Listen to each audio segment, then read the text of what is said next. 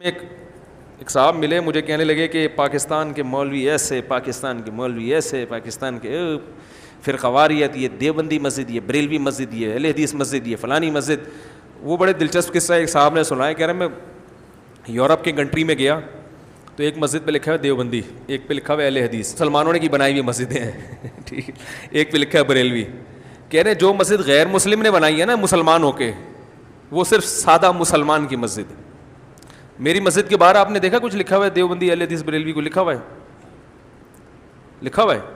لیکن ہمیں وہ لوگ تانا دیتے ہیں فرقہ واریت کا جن کی مسجد پہ اتنے بڑے بڑے بورڈ لگے ہوئے ہیں، اور وہ ہم کو تانا دیتے ہیں کہ ہم فرقہ پرست لوگ ہیں. تو فرقہ واریت پہ جو کنٹرول ہوگا نا، یہ گورنمنٹ کی کوتاہی ہے جس کی وجہ سے کنٹرول نہیں ہو رہا. یہ دینی مدارس کا قصور نہیں ہے. آج بھی علماء حکومت سے کہتے ہیں کہ دینی مدارس کا سلیبس آپ پڑھو، کہیں اس میں دہشت گردی یا فرقہ واریت کی بو نہیں آئے گی، کہیں بھی نہیں ہے. ہونا یہ چاہیے. فرقہ واریت مدرسوں سے نہیں پھیل رہی ہے، مسجدوں سے پھیل رہی ہے، کیونکہ مسجدوں میں امام کی سلیکشن کا کوئی کرائیٹیریا ہے ہی نہیں. جہاں بہت سارے امام اچھے، جو خوبی ہے وہ بھی مسجدوں کے اماموں سے ہی ہے. آج اگر اسلام نظر آ رہا ہے نا تو ان مساجد سے ہی قائم ہے. لیکن اگر شر پھیل رہا ہے تو وہ بھی کہاں سے؟ مسجدوں سے. تو یعنی مسجد بنانے کا ہی کوئی جو اٹھتا ہے کہیں بھی مسجد کھڑی کر دیتا ہے. بعض دفعہ راستوں میں مسجدیں بنتی ہیں، ایسی جگہوں پہ مسجدیں بنتی ہیں جو غیر قانونی جگہیں ہوتی ہیں، وہاں بنانا ہی. میں گلشن اقبال میں تھا تو ایک صاحب نے فلیٹوں کے بیچ میں ایسی جگہ مسجد بنائی جو لوگوں کے گھروں کا راستہ تھا، اور وہاں پبلک کو لے جا کے نماز شروع کر دی. اب لوگ، مسجد دور تھی تو لوگ مجبوراً وہی نماز پڑھتے. وہ فلیٹ والے گالیاں دیتے اس مولانا صاحب کو. وہ مولانا ہوتے بھی نہیں ہیں، مدرسوں سے تھوڑی فارغ ہوتے ہیں وہ تو. کہیں بھی کچھ بھی بے روزگاری ہوتی ہے تو چلو 4 اینٹیں کھڑی کرو، کچھ چندہ بندہ آئے گا، آدھا اپنے پیٹ میں آدھا مسجد میں لگاؤ. تو اس طرح سے چل رہا ہوتا ہے حساب. اب فلیٹ والے برا بلا کہتے تھے تو وہ ان کو فتویٰ دیتے تھے قرآن کی آیتیں کہ جو مسجد تو وہی تعمیر کرتا ہے جو اللہ، اور انما یامر مساجد اللہ من آمن باللہ والیوم الآخر، جو اللہ آخرت پر ایمان رکھتے ہیں مسجدیں وہ تعمیر کرتے ہیں، اور مسجد کی تخریب منافق کرتے ہیں. وسعی فی خرابہا، قرآن کی آیتیں. ارے بابا یہ اس مسجد کے بارے میں تھوڑی ہے جو انلیگل ہو اور کسی کے گھر کے آگے آپ نے مسجد کھڑی کر دی، اس کا راستہ آپ نے بند کر لیا، اور وہ ساری آیتیں اس پہ. تو اس سے تو کیا ہوگا، اس ٹائپ کے جب مولویز مارکیٹ میں آئیں گے، جو مولوی ہوتے بھی نہیں ہیں، لیبل تو کوئی بھی لگا لیتا ہے نا، تو جب مارکیٹ میں آئیں گے تو لوگ اسلام سے بدگمان ہوں گے نا، دین سے بدگمان ہوں گے. تو فرقہ واریت پہ گورنمنٹ کنٹرول کر سکتی ہے. نمبر 1، ائمہ کی سلیکشن مدارس کے حوالے کی جائے کہ دینی مدارس سے جو علماء فارغ ہوں گے وہ مدارس اس عالم کو ٹریننگ دے کے، تربیت دے کے مسجد میں امامت کے لیے بھیجیں گے. کسی بھی شخص کو اخپل طریقے سے مسجد بنانے کی اجازت، کوئی بھی اٹھا کہیں بھی مسجد بنا لی اور اس میں کسی کو بھی رکھ لیا، اپنے ماموں کو بلا کے امام بنا دیا، تو وہ تو بیٹھ کے ظاہر ہے پھر وہ بھائی یہی چل رہا ہے نا، ماموں چچا پھپھو یہی چل رہا ہے.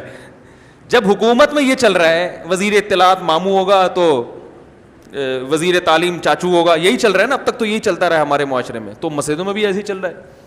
تو مساجد کا ایک اصول ہونا چاہیے، اس سے دیوبندی بریلوی کی سلپ حکومت ہٹائے گی، کنٹرول میں لے گی. کنٹرول کا مطلب یہ نہیں کہ پورا تعلیم کا نظام کنٹرول میں لے لیا. تعلیم کا نظام کنٹرول میں لیا تو جو گورنمنٹ کے اسکول ہیں نا وہی ویسے ہی ہمارے مدارس ہو جائیں گے. تو علماء کبھی بھی یہ مدارس حکومت کے حوالے نہیں کریں گے، یہ آزاد ہی رہیں گے اور اسی میں ہی فائدہ ہے.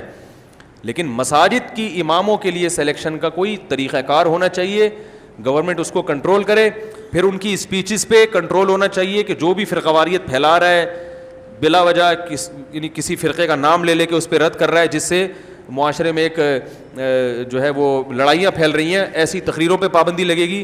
گلگت میں شیعہ سنی فسادات بہت زیادہ تھے.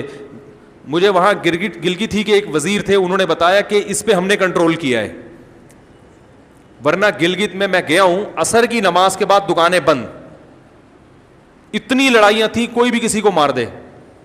تو کنٹرول کس نے کیا؟ حکومت نے. کیسے کنٹرول کیا؟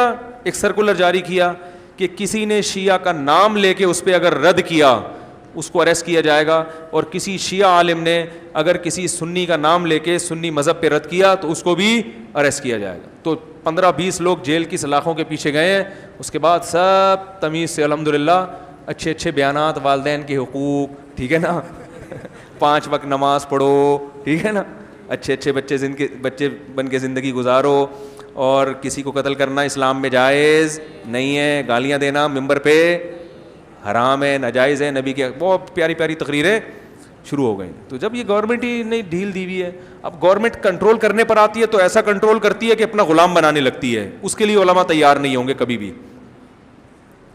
وہ کبھی بھی نہیں ہو سکتے, اور ہونا بھی نہیں چاہیے. ورنہ ایک ہی چیز جو باقی جو گورنمنٹ کے اسکولوں کا حال ہوا ہے نا, وہ کس کا حال ہو جائے گا, پھرے چل رہے ہوں گے دبا کے.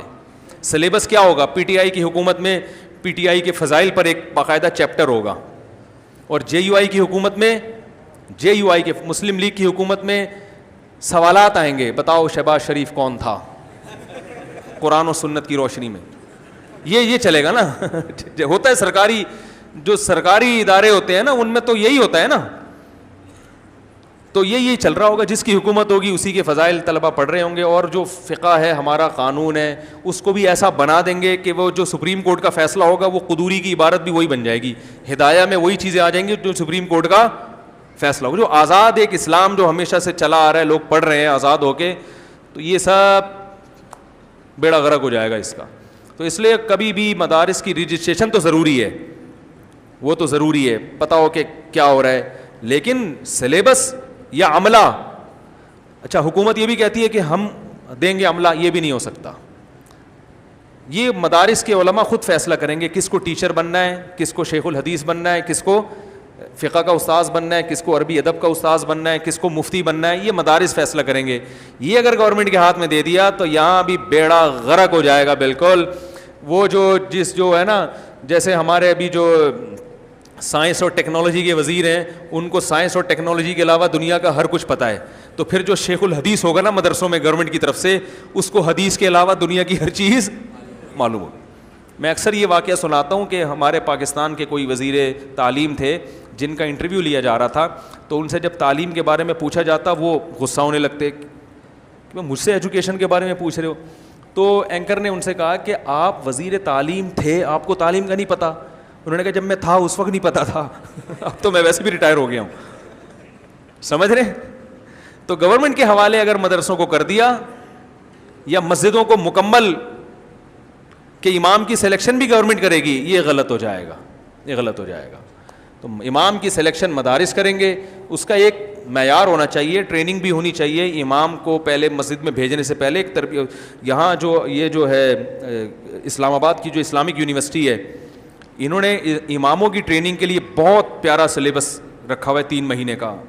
وہ میں چونکہ اس میں تھوڑا میں نے وہ پڑھا ہے اس سلیبس کو, پورا 3 مہینے میں نے وہاں ٹریننگ تو نہیں کی, لیکن میں نے وہ ٹریننگ دیکھی ہے, اور بہت زبردست ٹریننگ ہے. اسلام آباد ایک اسلامک یونیورسٹی ہے, انہوں نے بڑا پیارا سسٹم کیا ہوا ہے جو ائمہ کرام کو 3 مہینے ٹرین کیا جاتا ہے.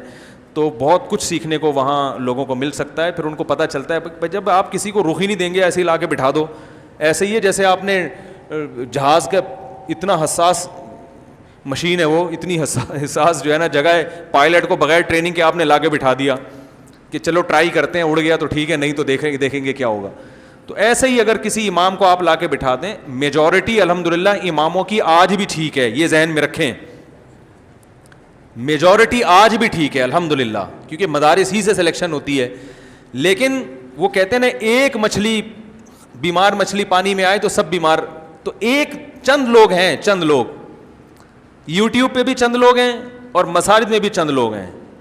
تو ان کو کنٹرول کرنے کے لیے پورا ایک سسٹم بنانا پڑتا ہے, تاکہ یہ چند بھی, دیکھو یو اے ای میں فرقہ پرستی کیوں نہیں ہے, ملیشیا میں کیوں نہیں ہے, ایک فرقہ بھی نہیں ہے ملیشیا میں, سب ایک جیسے. انڈونیشیا میں کوئی نہیں ہے, برما میں گیا ہوں, میانمار, کوئی فرقہ نہیں ہے وہاں. ادھر آتے ہی ایک دم سے ایک عجیب طوفان بدتمیزی کھڑا ہو جاتا ہے.